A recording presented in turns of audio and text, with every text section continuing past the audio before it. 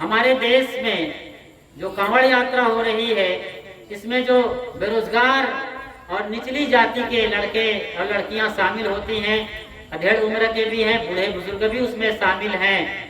लेकिन यही हम देखते हैं हमारे देश में जो पढ़े लिखे लोग हैं, ऊंचे कुल खानदान के हैं, यहाँ तक कि कोई ब्राह्मण परिवार से एक आदमी भी उस कांवड़ यात्रा में शामिल नहीं होता है। जो अपने को कौन लोग हैं, एसटी ओबीसी निचली जाति के जो पिछड़े हैं, शूद्र कहे जाते हैं, क्या शूद्र लोगों को ही गंगा में डूब करके पावन होना है, या शिव के चिन्ह पर पानी डाल करके अपना और गांव का कल्याण करना है, बाकी लोगों को नहीं? मोदी और योगी के कोई परिजन गंगा यात्रा में शामिल नहीं हुए, कांवड़ यात्रा में गंगा चढ़ाने डालने के लिए। क्यों? हमारे देश के gold medalist, first gold medalist Abhinav Bindra क्यों नहीं गए कांवड़ यात्रा में? महेंद्र सिंह धोनी अभी क्रिकेट नहीं खेल रहे हैं, लेकिन वो क्यों नहीं गए कांवड़ यात्रा में? आपके इसी बिहार झारखंड से आते हैं, क्यों कांवड़ यात्रा नहीं करते? ऐसे लोग क्यों नहीं करते हैं? क्यों गरीब लोग कांवड़ यात्रा कर रहे हैं? क्या बात है, क्या वजह है? फिर कांवड़ यात्री जब भोले के नाम पर आप इतने पवित्र भावनाओं से लैस हैं, भरे हुए हैं, तो एक कार वालों को पीट पीट के क्यों मार रहे हैं? कोई गलती हो गई होगी, आप माफ कर दो, आशीर्वाद दो उनको, भोले के नाम का जाप शुरू करवा दो, कार वाले को नहला दो, उसको कांवड़ के पानी से, उसको मुक्ति दे दो। लेकिन आप मार रहे हो, कार का कचूमर निकाल रहे हो। दूसरी तरफ गांजा और भांग घोंट घोंट करके पी रहे हो, नशेबाज बन गए हो आप। जबकि कहीं पर किसी वेद पुराण में भगवान भोले भंडारी को नशा करते नहीं बताया गया है, न भांग खाते, न धतूरा पीते, न गांजा फूंकते। उसके नाम पर हमारा देश कहाँ जा रहा है? सरकारें उन पर फूलों की वर्षा कर रही है, खासतौर से यूपी गवर्नमेंट के योगी सरकार। उनको चाहिए कि उनको सही मार्गदर्शन दे, गांजा पीने वाले बाबाओं को हरिद्वार और खास जगहों पर बैन लगाए कि आपको गांजा भांग तंबाकू नहीं पीना है इतने दिन तक। और आप ऐसा काम कर रहे हैं, बकरा मुर्गी का मटन चिकन चल रहा है, एग रोल, चिकन चिल्ली, और न जाने क्या क्या हो रहा है, आमलेट खा रहे हो आप लोग। शंकर को देखा कभी बकरा मुर्गी खाते हुए? कभी उन्होंने देखा और कभी कहा? इस तरीके की चीजों को कहीं पर लिखा है आपके वेद पुराण, बाइबल कुरान, जिंदा वेस्ता और धर्म ग्रंथों में? आज आप लोग उनके अनुयायी होकर, भक्ति में लीन होकर ऐसा कैसे दुष्कृत्य कर रहे हैं? और भारत को जो लोग बाहर से देख रहे हैं, विदेशी, वो थूक रहे हैं, हंस रहे हैं हम पर, ये धर्म के नाम पर कैसे पाप कर्म कर रहे हैं। क्या हो रहा है भारत देश में? कहाँ जा रहा है हमारा देश? धर्म करना अच्छा है, लेकिन पाप करना बहुत बुरा है धर्म के नाम पर। इसलिए समझदार बनना है, अच्छा काम करना है, अच्छा खाना है, अच्छा पीना है, अच्छा जीना है। तो सबसे बड़ा धर्म है माँ बाप की सेवा करो, बड़े बुजुर्गों का सम्मान करो, और जो आपके धर्म में रीति रिवाज परंपरा है उनके अनुसार से सच्चे तरीके से पालन करो अपने धर्म का। बल्कि मैं ये कहूँगा कि निरीह और मूक प्राणियों की हत्या मत करो, और गंदे गीत मत गाओ, कानफोड़ू डीजे पर मत नाचो, खान पान सही रखो, बोली भाषा अच्छी रखो, उठना बैठना आपका सुंदर हो, तो फिर सत्यम शिवम और सुंदरम है। कांवड़ यात्रा का बड़ा शोर चल रहा है इस समय। आज बताया जाता है कल सोमवार के लिए लोग गंगा किनारे इकट्ठे हो रहे हैं, और कल जल लेकर के वो अपने अपने गांव में, या जैसे बाबा धाम, बैजनाथ धाम जैसे बड़े बड़े धाम में लोग जल ढालने के लिए अपने कांवड़ में जल लेकर चलेंगे। वहीं दूसरी तरफ हरिद्वार और अन्य जो धार्मिक स्थल है भारत के, वहाँ लोग कांवड़ यात्रा कर रहे हैं। समझना है यात्रा कहाँ के लिए की जानी चाहिए थी, कहाँ के लिए हम चले थे और कहाँ पहुंच गए हैं। मेरे पास इसी सिलसिले में सवाल आया है कि जो कांवड़ यात्रा आजकल चल रही है, पूरे जोश खरोश के साथ देश के कई हिस्सों में लोग हजारों की तादाद में पीले वस्त्र धारण कर, कांवड़ लेकर, डीजे के धुन पर गंगा जल या पवित्र नदियों का जल है उसे लाने के लिए यात्रा कर रहे हैं लंबी लंबी। इसका धर्म से, अध्यात्म से क्या संबंध है, आज इसको बड़ी बारीकी से समझते हैं। धर्म का मतलब क्या होता है? जीवन में दुखों का ना होना, दुख निवृत्ति के जो उपाय किए जाते हैं उसे धर्म कहा जाता है। धर्म कर्म क्यों करते हैं हम? ताकि हमारे जीवन से दुख विदा हो जाए। दुख रहित अवस्था में जाने के लिए धर्म और पवित्र कर्मों का शुरू से ही परंपरा रही है। धर्म की यात्रा पर जो कांवड़ यात्रा चल रही है उसमें क्या कांवड़ यात्रियों का मन पवित्र हो रहा है? आपको लगता है उनके जीवन शैली को आप बारीकी से देख रहे हैं, आपके गांव से गलियों से वो गुजर रहे हैं, क्या वो अपने दुखों के पार जाने की चेष्टा कर रहे हैं? उनके चेहरों पर, उनके बॉडी लैंग्वेज से, उनके लाइफ स्टाइल से ऐसा लगता है कि जो बच्चे, आपके जवान, आपके गांव और घर से लंबी यात्रा कर रहे हैं कांवड़ यात्रा के लिए हरिद्वार तक, बाबा धाम तक और देश के बाकी हिस्सों तक, वो लौटेंगे आपके पवित्र मंदिरों में, पवित्र शिव के चिन्ह पर वो पानी डालने वाले हैं। क्या इससे गांव में सुख शांति की वृद्धि होने वाली है? ये खुद से पूछे जाने लायक बड़ा से बड़ा सवाल है। ये सवाल करने आना चाहिए, जानना है, समझना है। इसीलिए हमारे देश में जिज्ञासा पैदा हुई थी हजारों साल पहले। हमारे ऋषि मुनि जंगल में रहते थे और आप जैसे लोग, गांव के लोग वहां जाकर के सवाल पूछते थे कि मेरे जीवन में इतना दुख है, पीड़ा है, हताशा है, निराशा है, इसका जिम्मेदार मैं हूं, घर वाले हैं या कोई और है? कौन है इसका जिम्मेदार? कैसे दुख से हम छूटेंगे? तो कांवड़ यात्रा की जो प्रथा है ये 1980 के साल में ज्यादा बलवती हुआ है। 80 के पहले इतने कांवड़िया नहीं थे। आप अपने बचपन में देखिए, बाबा जी बैठे हैं अभी लगभग 90 वर्ष के हैं। क्या आपके बचपन में कांवड़ यात्रा होती थी जो इस तरीके से माहौल है? बहुत कम मात्रा में था। आज एक फैशन बन गया है कांवड़ यात्रा। बढ़िया डिजाइनर पीले कपड़े पहनते हैं जिसमें भोले भंडारी का चेहरा छपा हुआ है और डमरू है, त्रिशूल है, बम बम भोले लिखा हुआ है और बम बम का वो जय घोष करते हुए कांवड़ यात्रा कर रहे हैं। आज या कल की ही घटना है, मुजफ्फरनगर या मेरठ के आसपास एक कार ने कांवड़ियों को टक्कर मार दिया। गलती किसी से भी हो सकती है, भीड़ है, धोखे से भी लग गया होगा, जानबूझकर वैसे टक्कर कम मारते हैं लोग, लेकिन जल्दीबाजी में, हड़बड़ी में गड़बड़ी हो जाती है। कार वाले ने टक्कर मार दी, बाद में कांवड़ियों ने उस कार को इतना पीटा है तो उसका कचूमर निकाल दिया। कार को मार मार के उसका कचूमर निकाल दिया।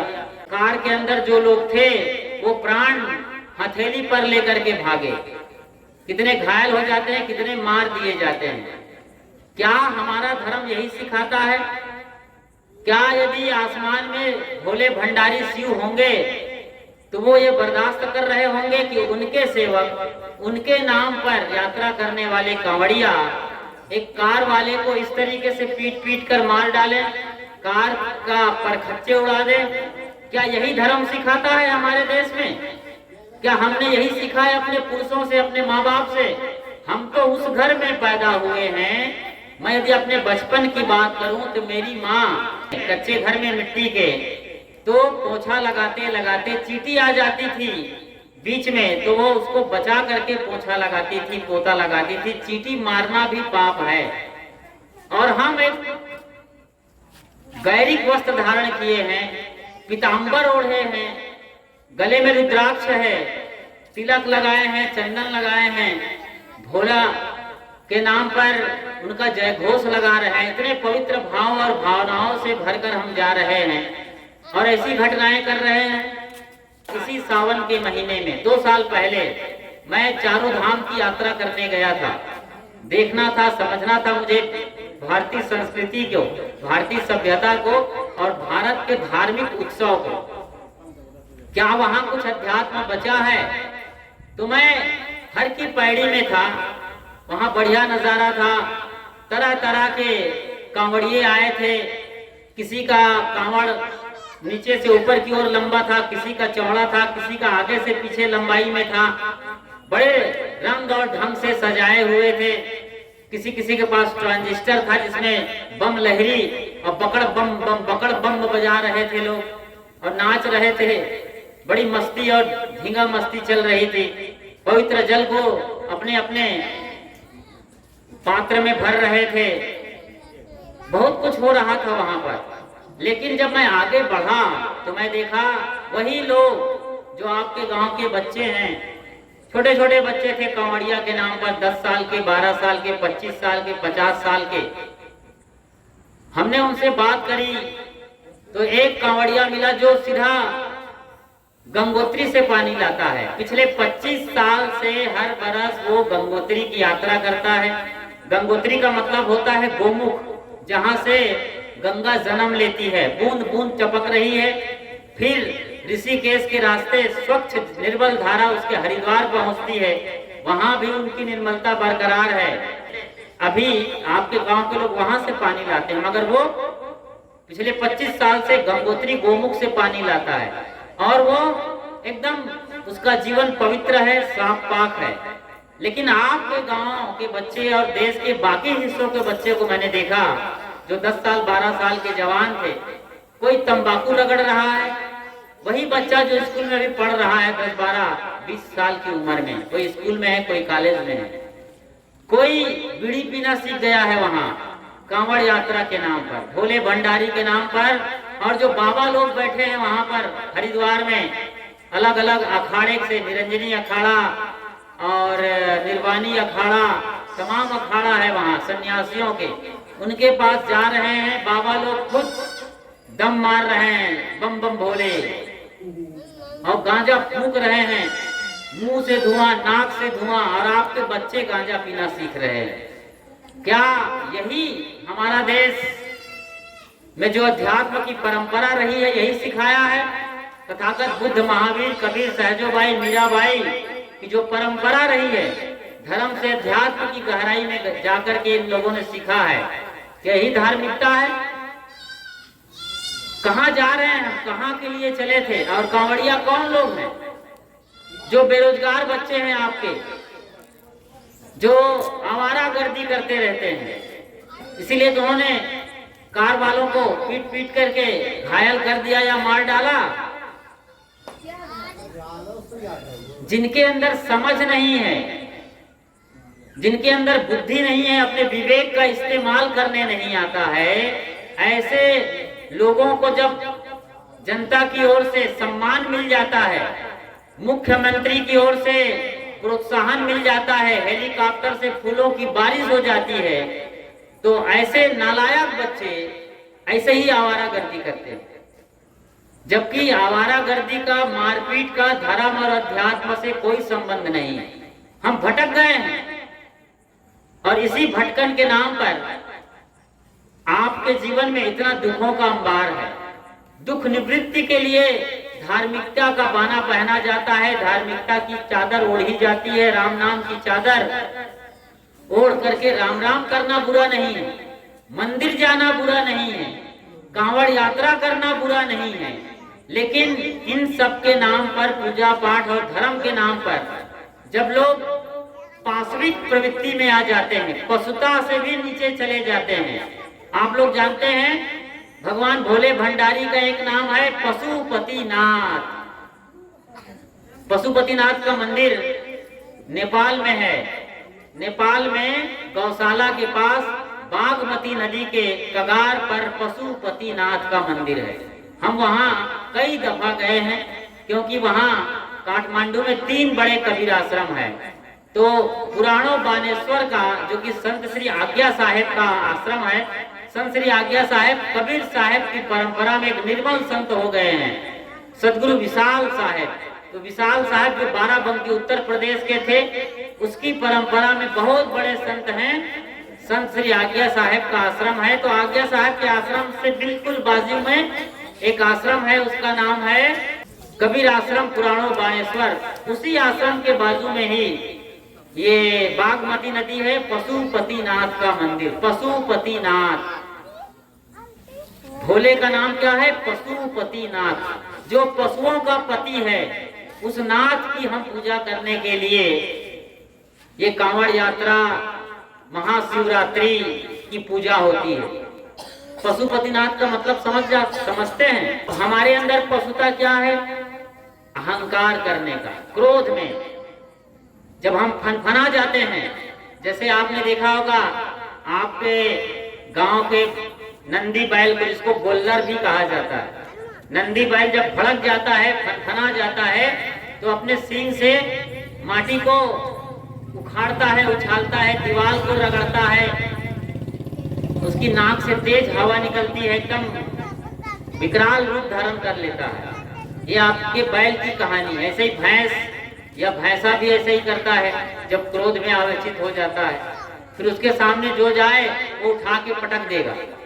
तो पशुता का मतलब हुआ जब हम क्रोध में एकदम फनफना जाते हैं, हमारा मुंह राक्षस जैसे खुल जाता है, आंखें बड़ी बड़ी हो जाती है, चेहरा एकदम राक्षस जैसे है, हाथ पैर में कंपन शुरू हो जाता है, और जो हमारे सामने होता है लाठी बल्लम से हम मारना पीटना चाहते हैं।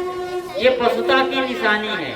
इसी पशुता पर काम, क्रोध, लोभ, मोह, मद, माया, मत्सर, ये 60 पशु विकार हैं। पशु योनि का ही जीवन जीते रहे तो फिर पशुपतिनाथ कैसे बनेंगे?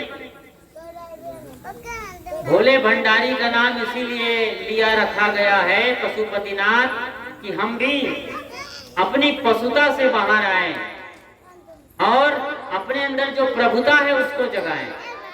शांति, क्षमा, धैर्य, विवेक, विचार के गुण हमारे अंदर है, देवत्व के गुण हैं, दैवी संपदा के लक्षण हमारे अंदर हैं। उसे जगाने का उत्सव का नाम है ये कांवड़ यात्रा। कांवड़ यात्रा के बहाने हम अपने धर्म को समझना चाहते हैं, क्योंकि कांवड़ यात्रा का अभी बड़ा बोलबाला है। टीवी खोलो तो कांवड़ यात्रा, मोबाइल ऑन करो तो कांवड़ यात्रा, गांव गांव, गली गली, शहर शहर, जहां मंदिर है, जहां उत्सव, जहां देखो तहां महोत्सव चल रहा है। अभी मैं राजगीर में था। राजगीर में गर्म कुंड है, आप लोग जानते हैं।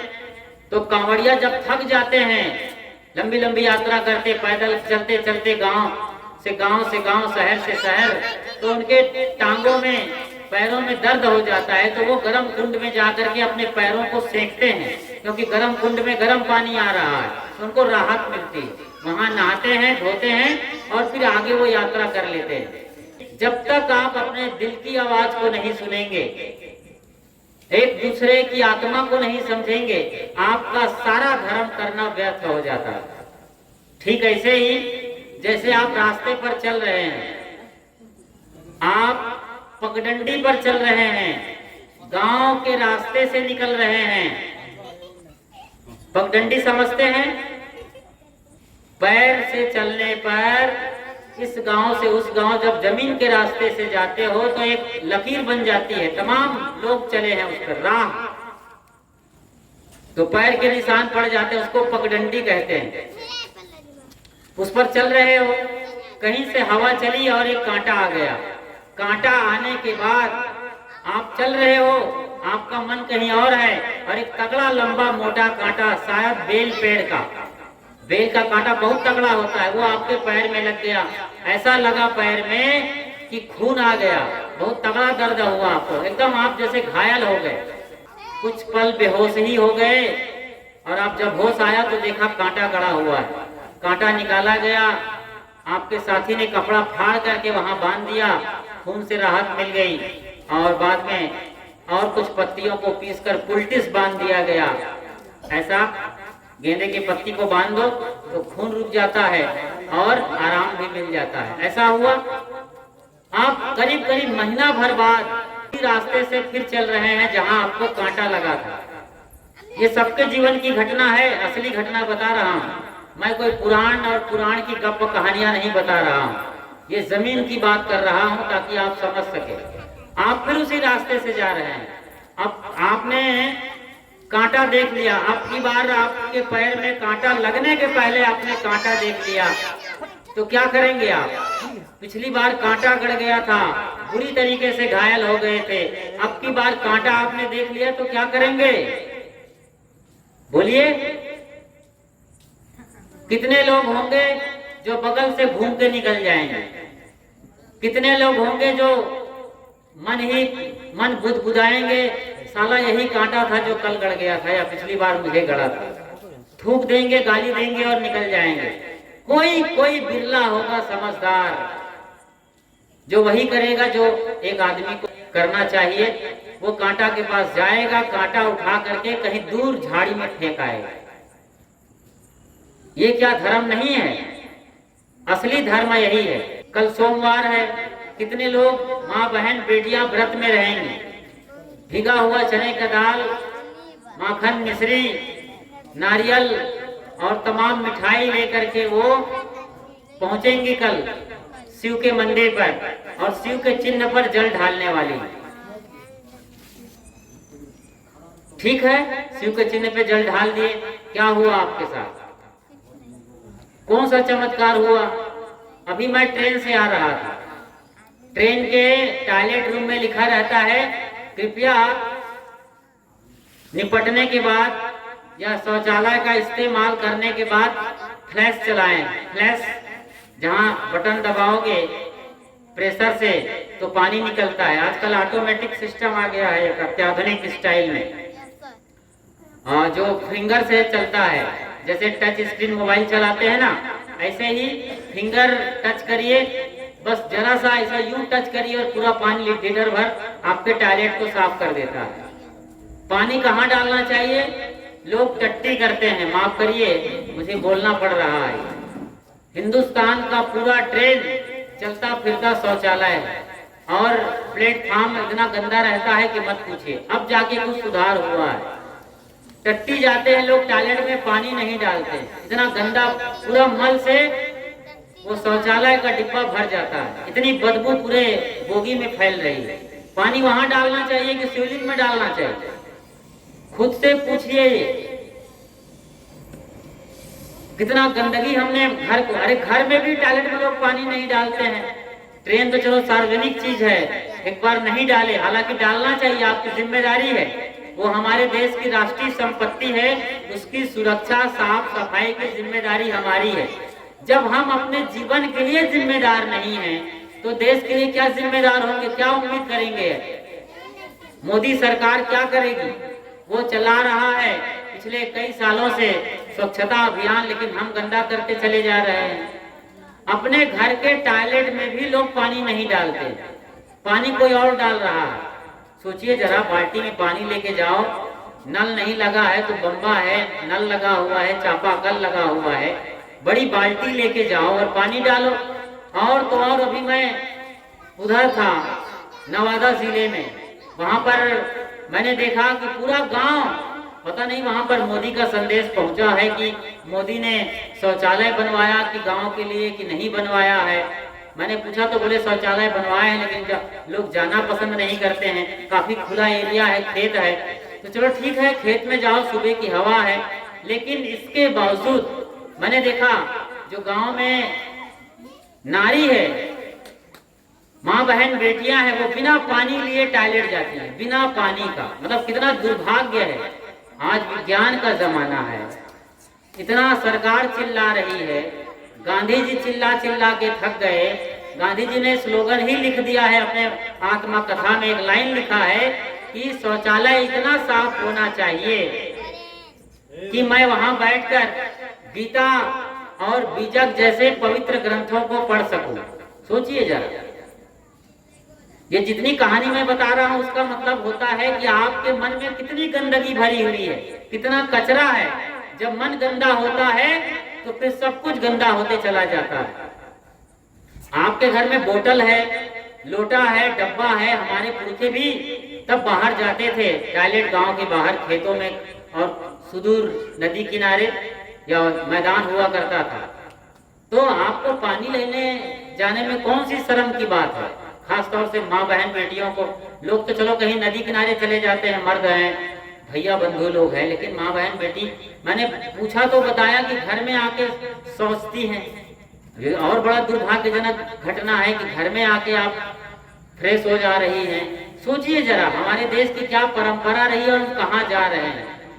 और जल ढारते हैं कहाँ? और ये नहीं है कि कांवड़िया में केवल पुरुष शामिल हैं, हमारे बहन बेटियां भी शामिल हैं। पानी ढालने के लिए पवित्र गंगा जल ला रही हैं। कहाँ से? नदियों से। और नदी से गंगा, अरे शिव जी ने खुदे कहते हैं कि भागीरथी के जरिए गंगा हिमालय के उच्च शिखर से आई है, गायत्री गंगोत्री से आई है, गोमुख से भागीरथ ने उतारा है। और इतना प्रचंड धारा था कि गंगा लहरी, शिव को कहा जाता है, अपने जटाओं पर गंगा को बांधा। ये घटनाएं हैं, समझाने के तरीके हैं, ये प्रतीक हैं। इन प्रतीकों में हम उलझ के रह गए हैं। मैं आपको एक भोले भंडारी की बहुत खूबसूरत घटना सुनाने वाला हूँ। आप अच्छी तरीके से सुनना और समझना। लेकिन हम जो कमजोरी देख रहे हैं भारत में, कांवड़ यात्रा तो हो रही है, जल ढालना कहीं और है, जल कहीं और ढाला जा रहा है। जल कहाँ देना है? सवेरे सवेरे आपने देखा होगा बहुत कम लोग पानी पीते हैं। सवेरे उठ के लोग लीटर लीटर भर, एक एक गिलास, एक एक कप चाय पीते हैं, लेकिन पानी नहीं पीते हैं। सवेरे उठ के क्या पीना चाहिए बच्चों? चाय पीना चाहिए। क्या पीना है सवेरे उठ करके? देखो बच्चे भी सीख गए हैं आपके साथ, पानी पीना भूल गए हैं। कार का रेडिएटर जब गर्म हो जाता है तो उसमें पानी डालते हैं लोग इंजन के अंदर, देखा है आप? जो मशीन मोटर घूमती है तो उसमें पानी डाला जाता है कि वो गर्म ना हो जाए और ब्लास्ट ना हो जाए। आपकी खोपड़ी रात भर घूम रही है और उस खोपड़ी में आपने गांजा पिया है, हुक्का पिया है, तंबाकू खाया है, सबका जहर है निकोटीन नाम का। वो रात भर आपके खोपड़ी को जहर से भरता रहा है, घोलता रहा है। सवेरे ब्लास्ट नहीं हो जाता है, अच्छी बात है। समझ नहीं रहे हैं आप क्या हो रहा है? अधकपारी दर्द हो रहा है कितने माँ बहन बेटियों को जो पानी नहीं पीती, और ब्रेन हेमरेज हो रहा है। और एक और नाम है, उसको पता नहीं क्या बीमारी कहते हैं, माइग्रेन शब्द आ गया है। माइग्रेन क्या करेगा जब पानी नहीं पीते हो? दवाई कितना खाओगे आप? दवाई खुद जहर है एलोपैथी का, पूरा उसमें केमिकल पड़ा हुआ है, खतरनाक, जानलेवा, घातक। एक उदाहरण देता हूँ, जो पैरासीटामॉल पूरी दुनिया में बैन है, वो आज हमारे देश में बड़े धड़ल्ले से बेचा जा रहा है। हमारी सरकार भी ऐसी है, हमारे लोग भी वैसे जो ऊंचे पद पर बैठे हैं मेडिकल साइंस के, सब घोटालेबाजी का खेल चलता है, घोटाला होता है और हम सब बीमार हो रहे हैं। जो प्रजा है, राजा वैसा है, अंधेर नगरी चौपट राजा है, सब घोटालेबाजी का खेल चलता रहता है। तो सवेरे सवेरे पानी डालना चाहिए। कहाँ? अपनी खोपड़ी में। खोपड़ी में कैसे पानी डालोगे? मुंह से डालो। सवेरे पूरा शरीर में जाता है। मुखिया मुख चाहिए खान पान को एक, पालय पोषय सकल अंग, तुलसी सहित विवेक। ये गोस्वामी जी की लाइन है। मुखिया, घर का मुखिया ऐसा हो जो मुंह में डाले तो सबको जैसे मिलता है, ऐसे घर के मुखिया को, राष्ट्रपति को, गांव के मुखिया को, सरपंच को, प्रधानमंत्री को, एमएलए को होना चाहिए। तो पानी डालो, सबको बराबर मिलता है। और आप जहर डाल रहे हो, धुआं पी रहे हो, तंबाकू खा रहे हो, चाय पी रहे हो, नशा पत्ती में उलझे हो। और कांवड़िया यही कर रहे हैं। आपके होनहार बच्चे जो कांवड़िया बन के गए हैं, माथा पोत करके, गेरुआ वस्त्र धारण करके नंगे पैर चल रहे हैं, लेकिन इतनी बड़ी तपस्या, उसने सारी तपस्या को 2 कौड़ी में बेच दिया। जब वो तंबाकू खा रहे हैं, बीड़ी पी रहे हैं, सिगरेट पी रहे हैं, गांजा फूंक रहे हैं, दम लगा रहे हैं। बड़ा दुर्भाग्यजनक है। सरकार को इस पर नजर रखनी चाहिए। वो उल्टे फूलों की बारिश कर रही है। उनको तो वोट बैंक की राजनीति है उनकी, अपनी वोट चाहिए उनको। वेश्या मांगती है नोट, नेता मांगते हैं वोट, और साधु संत मांगते हैं खोट। हम खोट मांगने आए हैं। कि आप अपनी गलत परंपरा है, खान पान की, रहन सहन की, बोली भाषा की, उनको बदलिए। ये कांवड़ यात्रा क्या करने वाले हैं, क्या होगा इससे, कौन सा चमत्कार हो जाएगा। वो लड़के जो गए हैं वो ऐसे ही नशेबाज हैं, नशेबाज को और लाइसेंस मिल गया वहां शिव भोले के नाम पर। शिव जिसका अर्थ होता है कल्याण, शिव को आदि योगी कहा गया है। ऐसे जो ध्यान में लीन है, वो आदमी जो पूरी दुनिया के लिए जहर पी गया था। अभी जो कांवड़िया डीजे के धुन पर नाच रहे हैं, कानफोड़ू डीजे बजाते हैं, भयानक खतरनाक है डीजे। डीजे पर गवर्नमेंट को बैन लगाना चाहिए।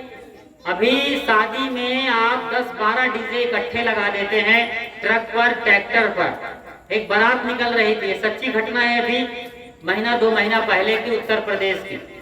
बाराती निकल रहे थे, दुल्हा घोड़े पर सवार है, पीछे बैंड बाजा और बारात चल रही है। एक घर के बाजू से निकल रहे थे, भयानक डीजे बज रहा था, एकदम खतरनाक, एकदम हाई लेवल का। और उसका जब धड़कन आपने देखा है डीजे का पर्दा ऐसे ऐसे धड़कता रहता है। वो धड़कन किसी बूढ़े से मिल जाए जो बीमार है तो 1 सेकंड के अंदर बूढ़े का प्राण पखेरु उड़ जाता है। कितने बूढ़े मर गए हैं, कोई इसका हिसाब किताब नहीं है गवर्नमेंट के पास। लोग कहते हैं हृदय गति रुकने से मौत हो गई। अरे मरा क्यों, डीजे से मरा। हृदय गति तो चल रही थी बढ़िया, मरा है वो डीजे की वजह से। तो डीजे इतना बज रहा था कि बाजू में एक दीवार थी ईंट की, पूरी दीवार बारातियों पर गिर गई और कई बाराती वहीं मर गए। मरना ही चाहिए ऐसे लोगों को। मैं तो सोच रहा हूँ दुल्हा को भी मर जाना चाहिए, घोड़ा को भी। घोड़ा नहीं मरता, घोड़ा तो भाग जाता। तुम इतने नालायक किस्म के काम कर रहे हो, आज आदमी हो कि राक्षस हो।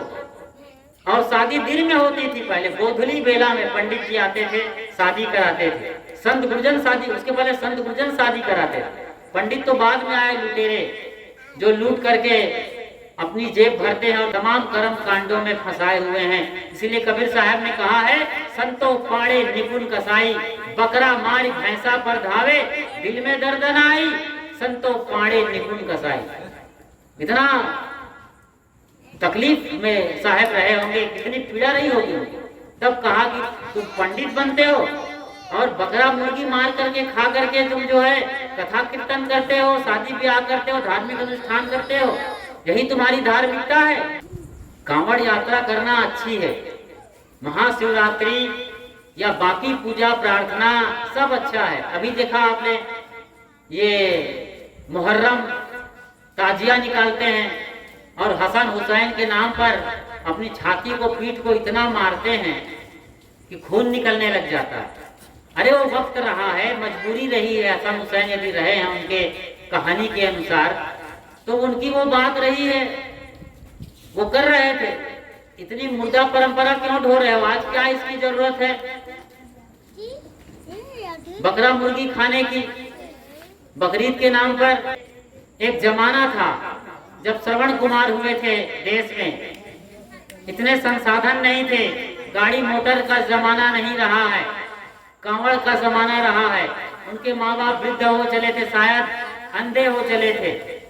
उनके मन में आया कि चलो चारों धाम की यात्रा कराते हैं, और वो अपने बूढ़े माँ बाप को कांवड़ पर लेकर के यात्रा करना शुरू हुई।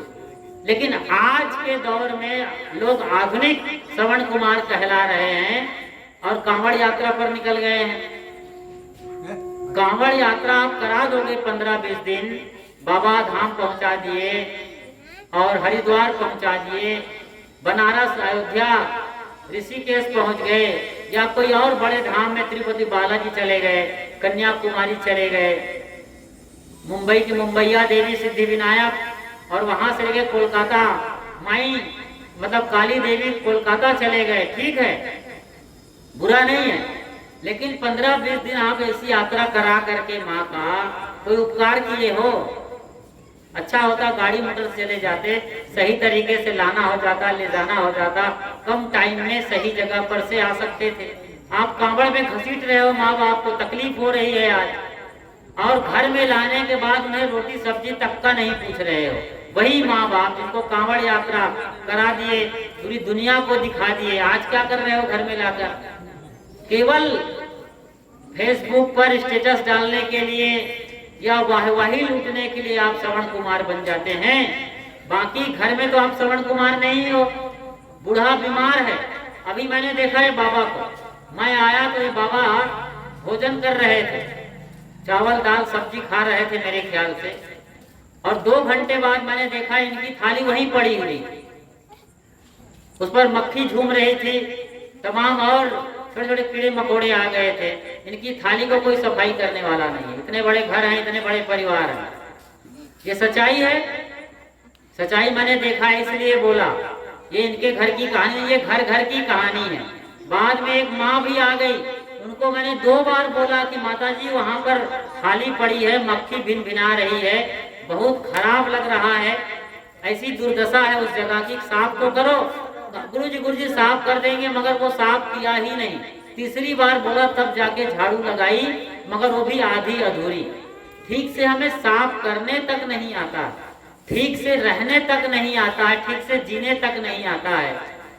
तुमने आंगन नहीं बुहारा, कैसे आएंगे भगवान, कैसे आएंगे भगवान? क्यों आएंगे भाई? शुद्ध मन में ही परमात्मा का वास होता है। बोलिए सदगुरु कबीर साहेब की।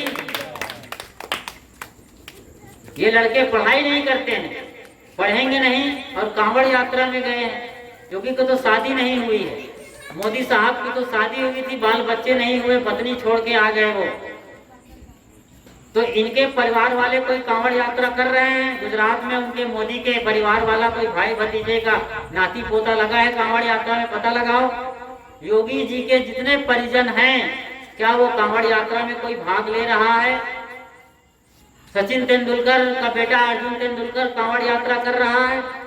अभिनव बिंद्रा जिसने हमारे देश के लिए सबसे पहले गोल्ड मेडल जीता ओलंपिक में, वो कांवड़ यात्रा कर रहा है। पीवी सिंधु या पीटी उषा जो उड़न परी कहलाती थी, हमारे देश में जो लोग नामी लोग हो गए हैं, क्या वो लोग कांवड़ यात्रा करते हैं? जो ये अनंत अंबानी जिसकी अभी शादी हुई है 5,000 करोड़ में, जिनके यहाँ नाचने वालों को 84 करोड़ दे दिया। नाचने वाला एक आदमी आया था जस्टिन बीवर, उसको 84 से 85 करोड़ दे दिया। पैसे बहुत है उनके पास। तो जो पढ़े लिखे लोग हैं, नौकरी कर रहे हैं, बड़े बड़े काम कर रहे हैं, देश समाज की सेवा कर रहे हैं, क्या इनके बच्चे नाती पोते कांवड़ यात्रा कर रहे हैं? फिर आपके बच्चे क्यों कांवड़ यात्रा करते हैं? कांवड़ यात्रा करते हैं, ठीक है, चलो मान लेते हैं, कोई बुरा नहीं है, 10-5 दिन लगा दिया। ये पढ़ते लिखते क्यों नहीं है? आवारागर्दी क्यों करते हैं? पढ़ना लिखना चाहिए ना। नहीं पढ़ने लिखने की वजह से आपको समझ बुद्धि नहीं आती है। और बड़े घर के लोग पढ़ रहे हैं, लिख रहे हैं, डॉक्टर, इंजीनियर, वकील, हवलदार, थानेदार बन रहे हैं, और सभी ऊंचे पर पदों पर जाकर के गरीबों पर राज कर रहे हैं। आप अपने को दलित कहते हैं, पतित कहते हैं, और वो जिनको उच्च वर्ग कहा गया है, ब्राह्मण, क्षत्रिय, वैश्य, आप पर राज कर रहे हैं। आप अपने को शूद्र कहते हैं। आप कमजोर नहीं हैं, आप गरीब नहीं हैं, आपकी सोच गरीब है, आपका मन कमजोर है। वरना इसी गांव से आप लोगों ने देखा होगा, कोई लड़का आर्मी में भी गया होगा, कोई लड़का दुबई भी गया होगा, कोई लड़का बहुत पैसा अच्छा कमा रहा होगा। क्यों? लड़का तो वही है, जमीन वही है, धूल वही है, मिट्टी वही है, ज्वार बाजरा वही है, माँ बाप वही है, वही हालत गांव की है। वो लड़का कैसे वहां चला गया, नाम कर रहा है देश दुनिया में। ये खान सर जो पढ़ाते हैं, ये कहाँ कहीं आसमान से उतरा है कि गुजरात का है कि कहाँ का है? यहीं का है ना। आपके जमीन से निकल के आया है। पटना में कितने बच्चों को पढ़ा रहा है? सोचा उसने, काम किया, उस सोच को बदला है, एक्टिव हो गया है, अपनी माइंड की थिंकिंग को एक्टिवेट किया, जमीन पर लाया। जैसे बीज को आप सोने के डिबिया में बंद कर रहोगे तो रहेगा, सड़ के बदबूदार पाउडर बन जाएगा, धुआं निकल जाएगा उस बीज का, खराब हो जाएगा, सड़ जाएगा। लेकिन उस बीज को जमीन पर बो दिया तो 2 दाने, 10 दाने, 50 दाने, बोरा भर, 1 ट्रक, 1 मन उसका दाना निकलने वाला है। तो अच्छा सोचना सीखो, अच्छा खाना, अच्छा पीना, अच्छा जीना, अच्छा रहना। सोच समझ बुद्धि जब तक अच्छी नहीं होगी आप काम नहीं कर पाएंगे, समझ नहीं पाएंगे। सारे उत्सव मनाने का मुख्य उद्देश्य क्या है? दुखों से निवृत्त हो जाना, दुख छूटे, शांति उतरे, आनंद उतरे, हमारा जीवन धन्य हो जाए जीते जीते। जन्मते जन्मते, जब जन्मते हो तो रोते रोते जन्मते हो, जिंदगी भर शिकायत करते करते जीते हो, लेकिन मरते वक्त आपको पछताते पछताते नहीं मरना, शांत मस्त मौन होके मरना, आनंदित होकर। इसलिए ये धर्म के त्योहार उत्सव मनाए जाते हैं, धार्मिक तीज त्योहार, अमावस पर, पूर्णिमा पर, दूज पर, तीज पर, जब मौसम बदलता है, प्रकृति में परिवर्तन होता है, तो ये तीज त्योहार, ये अवसर भी इसीलिए है। तो कांवड़िया जो यात्रा कर रहे हैं, तीर्थाटन कर रहे हैं, वो सही तरीके से करें, समाज के लिए कल्याणकारी काम करें, अपने माँ बाप के लिए भाव से भरे रहें, केवल शिव को ही पानी न पिलाएं, बल्कि अपने माँ बाप को पानी पिलाएं। जो बूढ़ा तरस रहा है, घर में माँ चिल्ला रही है पानी पानी, एक घर में था, पानी मांग रही थी, माँ चिल्ला रही थी, बेटा पानी पिलाओ, बेटा भाग रहा है। मैंने कहा कहाँ जा रहे हो? कहे गुरुजी दुर्गा में आरती का समय हो गया है, जय जगदम्बे अम्बे जगदाली। अरे बांस की फट्टी पर पेरा लपेटा गया है, पुआल, बोरा को लपेट दिया, मिट्टी को चुपड़ दिया गया, रंग रोगन करके साड़ी पहना दिया। जगदम्बा, जगत जननी जगदम्बा, जो एक चूहिया तक पैदा नहीं कर सकती है, उसे आप जगदम्बा कहते हो। और जिस माँ ने तुम्हें भीषण दर्द पैदा करके सह करके पैदा किया है, उस माँ को तुम लात मार रहे हो। वो प्यासी मर रही है तुम्हारी माँ, और तुम वहाँ मिट्टी के दुर्गा के लिए भागे जा रहे हो। आरती का कस के फटकारा लड़के को, तब जाके आया और वापस माँ को पानी पिलाया। इसी को धर्म कहते हैं, इसी को सत्संग कहते हैं, इसी को अध्यात्म कहते हैं। जब बाहर का दुख पीड़ा मुझे ऐसा महसूस हो कि मैं किसी को दुख पीड़ा ना देना शुरू करूं, और जिस आनंद में मैं जीता हूं उस आनंद को बांटना शुरू करूं।